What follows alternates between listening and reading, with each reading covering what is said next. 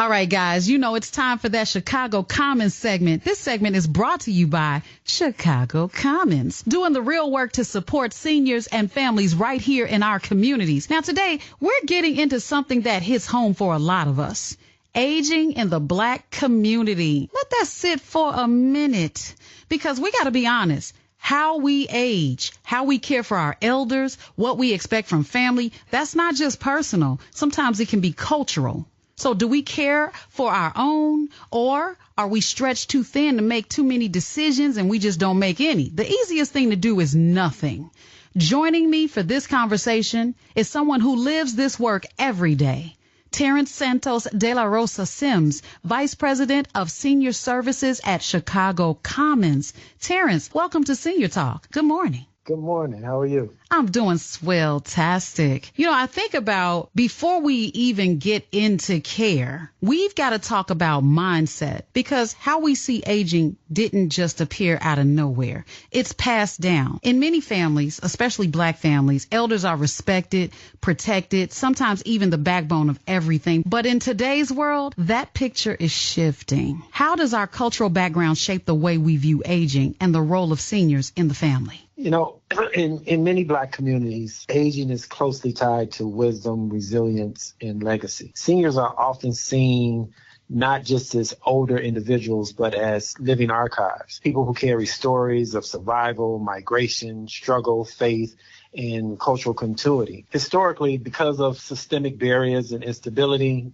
slavery, segregation, economic inequities, Black families have relied heavily on intergenerational bonds. Seniors often play active roles as storytellers and historians, preserving family and cultural memory, spiritual anchors, especially in church-centered communities, and also caregivers, particularly grandparents raising their grandchildren.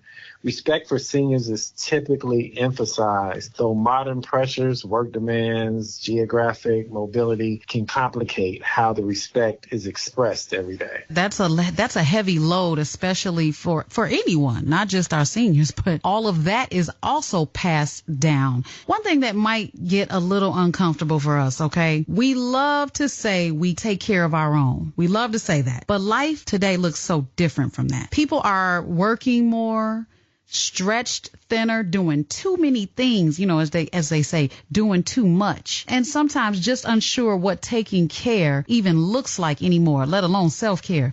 And depending on your culture, those expectations can feel really heavy, as you just laid out for us. What responsibilities do families have toward their aging members, and how do these expectations differ across cultures, if you will? There is often a strong cultural expectation of family responsibility and reciprocity. The idea that they took care of us, so we take care of them. This would include providing housing or co-living arrangements, offering financial and emotional support, taking on caregivers' role instead of relying solely on institutions, whether that's nursing home, assisted living. Compared to some more individualistic cultural norms in the United States, Black families may place greater emphasis on collective care. However, this really isn't unique. Many cultures, for example, the Latino community, Asian, African diasporic communities, share similar values.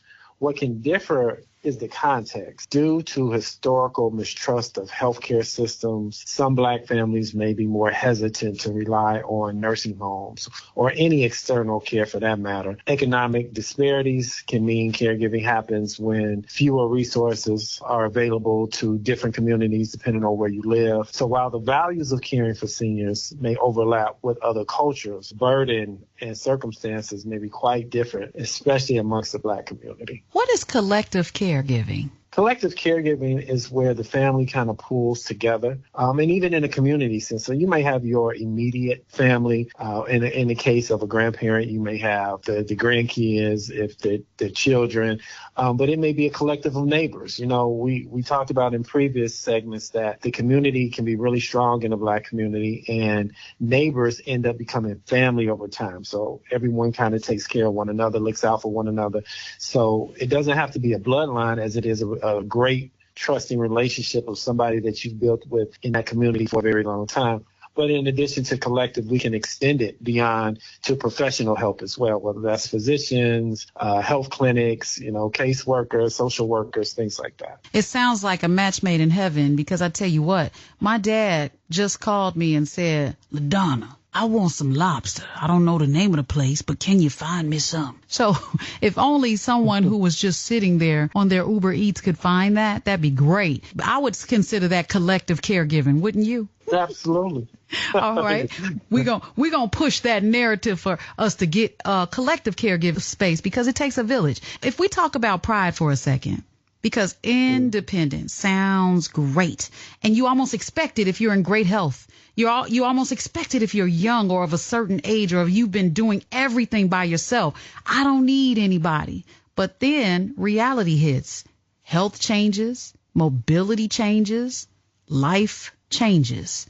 And now we're trying to figure it out. When do you step in without taking someone's dignity away? So how do independence and interdependence influence decisions about senior care? So let's think about for a second what does independence mean? In its basic term, the ability for older adults to live and make decisions on their own. That's independence. Interdependence is more of a mutual reliance between individuals, family members supporting one another across generations.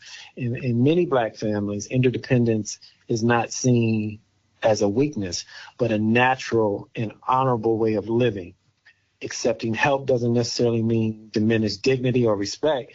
It can reinforce connection and share responsibility. That said, there's also pride in self-sufficiency, especially among seniors who have endured hardships. This can create tension sometimes. Some seniors may resist help to maintain dignity. Some younger family members may struggle to balance the respect with safety concerns. Care decisions often come down to navigating the balance of raising certain questions. How do we honor autonomy while ensuring well-being? When does support become necessary rather than optional? And so these are all the kind of things that we have to take into consideration. And you use the word pride, as it's not a matter of pride, but understanding to whom much is given, much is, required. And so, there's this old adage, twice a child, once an adult. And so sometimes we get to that point, if we are blessed to age in place over time, that we will need help. And it's okay, because our seniors did that for us, as we owe them to do that for them as well. Appreciate it. And this one right here, this is about legacy. I have to get to this one. Next generation is watching and learning how to treat us. Okay, so we gotta plant some seeds here. What traditions or beliefs about aging would you like to preserve or change for future generations? So when I think about preserving, there's wisdom that requires honesty, preservation, and change. They both matter. Worthy preserving is deep respect for seniors and their lived experience. You can never negate that. Intergenerational connections, especially storytelling and mentorship from our seniors, and then community-based care, where no one is left isolated. No one should be left alone. But then we have to kind of re-examine, what that actually means and what it means to actually evolve. The expectation that families must handle caregiving alone, even when overwhelmed, there's oftentimes a stigma around outside help, whether that's therapy, hospice care, assisted living, a nursing home, any institutional facility. Silence around this idea of mental health, dementia, and aging-related illnesses.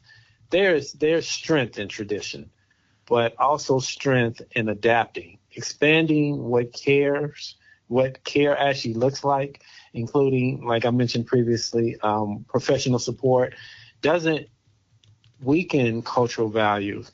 It actually sustains them under modern pressures, especially of today. You music to my ears. That is so true. Well, I want to thank you, Terence Santos De La Rosa Sims, Vice President of Senior Services at Chicago Commons, for joining us and helping us unpack this conversation. How can people find out more about Chicago Commons? Yes, you can feel free to give us a call at 773 888-373-5055, or you can reach us on the web at www.chicagocommons.org. I love it. All right. Take care and have a great rest of your day, Terence. You have an even better one. Thank you. All right. Hey, Chicago.